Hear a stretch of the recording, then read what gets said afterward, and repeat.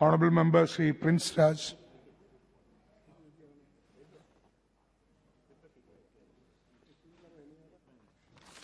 धन्यवाद माननीय अध्यक्ष महोदय। आज अपने महामहिम राष्ट्रपति जी के अभिभाषण पर धन्यवाद प्रस्ताव पर चर्चा पर अपनी पार्टी की तरफ से बोलने का हमें मौका दिया। महोदय, ये काफी गर्व का क्षण है जब एक जनजातीय समुदाय से एक महिला ने संसद के केंद्रीय कक्ष में दोनों सदनों के संयुक्त अधिवेशन को संबोधित किया और देश के यशस्वी प्रधानमंत्री जी की जो सोच है उसको दर्शाते हुए भारत ने देखा कि किस तरीके से जो पिछले हमारे राष्ट्रपति जी थे वो एससी समुदाय से आते थे और इस बार जो हमारे राष्ट्रपति महोदय हैं वो एसटी समुदाय से आती हैं। तो जो हमारे आदरणीय प्रधानमंत्री जी की जो सोच है, जो अंत्योदय, जो आखिरी पायदान पे जो व्यक्ति है उसको कैसे उसका उदय हो, उसकी जो सोच है उसको दर्शाता है। महोदय,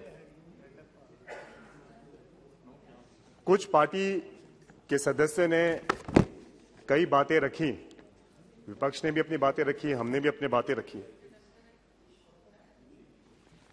कुछ पार्टी के सदस्य गरीबी हटाओ के बारे में बोल रहे थे कि बहुत जमाने पहले उन्होंने एक नारा दिया था, गरीबी हटाओ। अब वो सही मायने में ये बताएं कि गरीबी हटाओ का मतलब क्या था।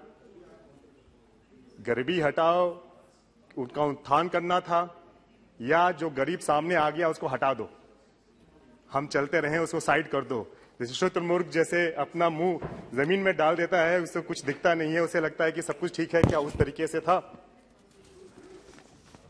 अब एक नए नारा के साथ ये लोग आगे बढ़ रहे हैं। जो नारा इन्होंने दिया है, भारत जोड़ो यात्रा। भारत जोड़ो यात्रा पे ये निकले हैं।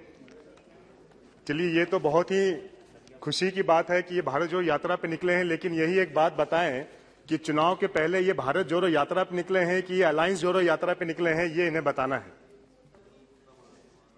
भारत जोड़ो यात्रा आज इन्हें याद आ रहा है जो इतने दशकों से इन्होंने देश पे राज किया, लेकिन ये बताना ये भूल गए कि हमारे आदरणीय प्रधानमंत्री जी की जो सोच और जो उनका विजन है उसी का परिणाम है जो कि ये भारत जोड़ो यात्रा में ये लाल चौक पे जाके इन्होंने जो तिरंगा फहराया है, उसी की ये सोच है।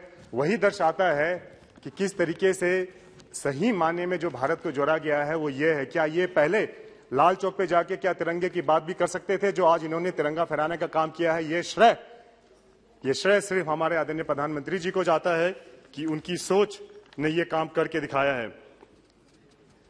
महोदय, आज हम लोग अमृत काल में प्रवेश किया। हम लोगों ने, हमारे आदरणीय प्रधानमंत्री जी की सोच यह है कि भाई अगले 25 वर्षों में हम ऐसा काम करें कि हमारा भारत आत्मनिर्भर हो, सशक्त हो और दुनिया में कंधे से कंधे मिला के आगे बढ़ सके। ये काफी गर्व का क्षण है।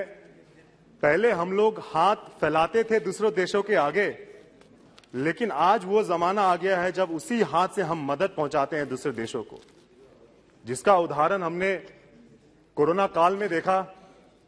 देश में विकसित की गई वैक्सीन पूरे देशवासियों को दिया गया, फ्री में दिया गया और दूसरे देशों को भी मदद किया गया।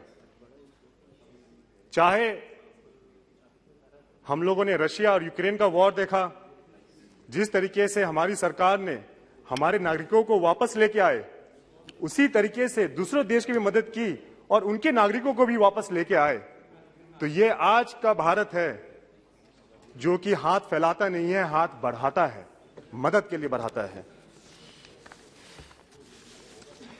आप भारत जोड़ो के बारे में बोलते हैं, यहां विश्व एक अलग नजरिए से हिंदुस्तान को देख रहा है और उसका उदाहरण G20 की अध्यक्षता है जो कि भारत को मिला है। और G20 में जितने भी देश सम्मिलित हैं उनको यहां पे आके उनको G20 को सफल बनाएगा। इसी प्रकार से हमारे माननीय सदस्य हैं, हमारे राज्य से आते हैं, अभी थे चले गए। कल हम उन्हें सुन रहे थे, काफी गौर से उन्हें सुन रहे थे, काफी विषय पे बात हुई। हम बिहार प्रदेश से सर आते हैं तो चाहेंगे कि अपनी बात को थोड़ा सा बिहार प्रदेश के संदर्भ में भी हम रखें। उन्होंने कहा कि बिहार प्रदेश को स्पेशल स्टेट का दर्जा नहीं मिला, पीछे आ गए उन्हें विशेष राज्य का दर्जा उन्हें नहीं मिला। आप हमें बताएं, ये बात हमने पहले भी सदन में रखा था, नीति और नियत, आपकी नीति क्या है विकास की और नियत क्या है इसके पीछे? ये जग जाहिर है। जो बिहार में जो आजकल जो राजनीति प्रवेश जो जिस तरीके का हो रखा है, राजनीति भूचाल जिस तरीके का मच रखा है, उस सब को जग जाहिर है कि भाई वो क्यों हो रखा है, किस लिए हो रखा है, 2025 के लिए हो रहा है कि 2024 के लिए हो रहा है। आप वहां की जनता का विकास चाहते हैं कि स्वयं का विकास चाहते हैं? एक व्यक्ति विशेष पे आके सारी बात रुक गई है। हम एक दो उदाहरण देंगे ताकि इससे स्पष्ट हो जाएगा कि नीति और नियत क्या है। सर, हम समस्तीपुर संसदीय क्षेत्र से आते हैं। वहां के कई एक दो मुद्दे हैं, काफी वर्षों से हैं। हमारे पिताजी भी उसको मुद्दों को उठाया करते थे। जब से हमें सेवा करने का मौका मिला है, हम भी उठा रहे हैं। हमने हमारे माननीय आदरणीय मंत्री महोदय यहाँ पे उपस्थित हैं, इनसे भी हमने मुलाकात की, इन्होंने भी हमारी काफी मदद की।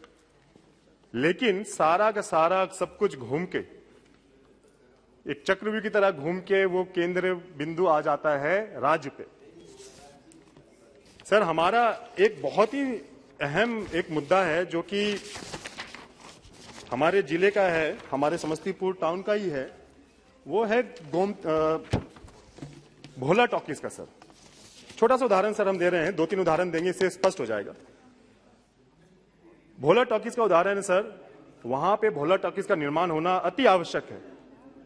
यहां पे केंद्र से सब कुछ कर दिया गया है, लेकिन घूम फिर कर वो राज्य में आके अटक जाता है। और जब जवाब मांगो तो ऐसा ही जवाब हमेशा मिलता है, हर एक बैठक में जवाब मिलता है। कहा जाता है बिहार रेलवे पुल निर्माण द्वारा डीपीआर आरसीडी को भेजा जा चुका है, डीपीआर रेलवे को सहमति के लिए जानी है। इस तरीके की चीजें आनी जानी लगी रहती है। बस 2 मिनट में अपनी बात को खत्म करूंगा। इस तरीके की बातें आनी जानी रहती हैं बार बार। चाहे मुक्तापुर गुमटी का हो, वो भी बिहार स्टेट रोड में है, वो भी वहां पे पेंडिंग पड़ा हुआ है सर। चाहे अभी का हाल का अगर आपको बताएं, एक हमने पत्र लिखा था जिसमें जवाब मिला। ये सर एक प्रधानमंत्री ग्राम सड़क योजना के अंतर्गत सर लदौरा गंगौरा के 17 किलोमीटर का सर एक उसका स्वीकृत किया गया रोड के लिए, लेकिन सर वो बाढ़ प्रभावित है। 5 किलोमीटर जो है सर वो बाढ़ प्रभावित है। सर उसको ऊंचा करके बनाना एक छोटी सी चीज है, लेकिन सर बस एक सेकेंड सर, लेकिन सर ये बिहार सरकार के अंदर है। उन्हें इस चीज का निर्णय लेना है, उसमें उनको जो भी इसमें चेंजेस करने हैं वो करने हैं, लेकिन वो करने को तैयार नहीं है। हम बार बार पत्र लिखते हैं, उनका कोई जवाब नहीं आता है। तो सर यही हम कहना चाह रहे हैं सर कि नीति और नियत, आप घूम फिर के वापस उसी बात पे आ गए हैं कि विशेष राज्य का दर्जा दीजिए। जब हम लोग आपके साथ में थे, जब एनडीए की सरकार वहां पे थी, जो कि गांधी सेतु पुल जो इतने वर्षों से जो सर लंबित था उसको चलाने का काम किया गया, वहां पे कई नई सर पुलें बनी। तो सर आप इस तरीके की सर बातें बोलकर अपनी कमियों को छुपाते हैं।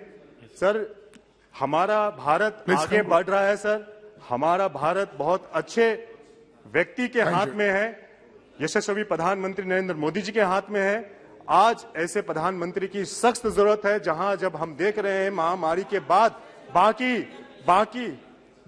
राज्यों बाकी देशों में किस तरीके की चीजें हुई हैं, विधानसभा में बिल्कुल देखिए जिस तरीके से बाबू जी आप बैठिए जब प्लीज कंक्लूड। बिल्कुल सही कहा इन्होंने। Yes please conclude. उसको समर्थन, जो चीजें अच्छी होंगी उसका समर्थन करना चाहिए, क्यों नहीं करना चाहिए? ठीक है, धन्यवाद। चाहे शराब नीति हो या जो, उस पर करना चाहिए, लेकिन अगर आपकी नीयत साफ नहीं है तो उसे भी सदन में उजागर करना चाहिए। श्री गिरीश चंद्र जी।